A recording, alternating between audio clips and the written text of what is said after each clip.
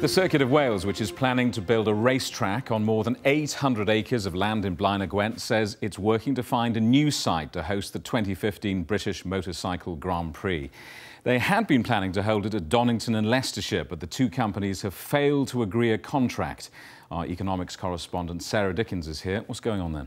Well, of course, what Circuit of Wales had hoped was that it would develop this £300 million, 800-acre site in time for this summer, because they have won the right to run MotoGP for the next 5 years. That's what they'd hoped. That clearly wasn't going to happen, and so then they talked to Donington. What Donington is saying now is that they're pulling away, they're cancelling it, because Circuit of Wales has not kept up with long-term agreed payments. Circuit of Wales says completely the opposite. They say that they never reached a contract with Donington, and therefore there would be no payments to be paid yet because they haven't reached a contract. So completely different sides of the same coin. The event, what that means though, is the event at Donington's now cancelled. Circuit of Wales seems a long time coming. Many sceptics. Is it going to happen? Well, they've got a planning inquiry, of course, in March, and they're adamant that they do have the money, £300 million. They say they have the money for this very ambitious plan that we can see is really vast, and it's not just a track, there's much more.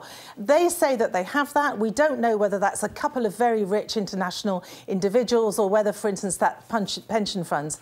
But they won't really be able to come up with that money until after the planning inquiry in March. So what's going to happen this summer, you might well say, and that's certainly what motorsports fans would say. Well, let's say, I know that Circuit of Wales are in talks now. I think it'll be very, very likely that it will be Silverstone this summer. We haven't had any formal announcement. I think we'll get that in the next few hours.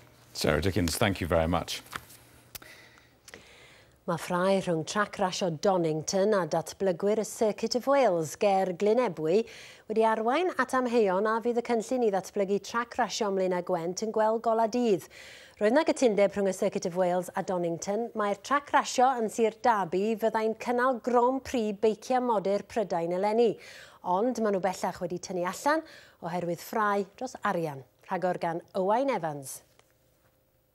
Dyma'r freuddwyd. Trac rasio yn ganolbwynt I gynllun I adfywio ardal dlawd ym Mlaenau'r Cymoedd, ond a'i breuddwyd gwrach yw adeiladu'r Circuit of Wales. Dyma'r safle heddi. Roedd y gwaith adeiladu I fod I ddechrau flwyddyn yn ôl, ond fe fydd yn rhaid I datblygwyr aros ychydig fisoedd eto I glywed a ganw ganiatad I adeiladu ar dir comin. Heddi roedd na ergyd arall i'r cynllun wrth I drac rasio Donington dynnu allan o gytundeb I gynnal ras ar ran y Circuit of Wales ym mis Awst. Ro'n nhw wedi cytuno I wneud hynny am na fydde'r trac rasio ger Glynebwy yn barod eleni. Yn ôl cynrychiolwyr Donington, dyw criw'r Circuit of Wales ddim wedi bod yn eu talu nhw. Mewn datganiad, mae llefarydd ar ran y Circuit of Wales yn dweud I bod nhw'n siomedig nad un nhw wedi llwyddo I ddod I gytundeb a thrac rasio Donington. Maen nhw'n dweud I bod nhw'n gweithio'n galed I ddod o hyd I leoliad arall ar gyfer Grand Prix beiciau modur Prydain eleni. Maen nhw hefyd yn gwrthod ymateb I fanylion penodol yn atganiad Donington.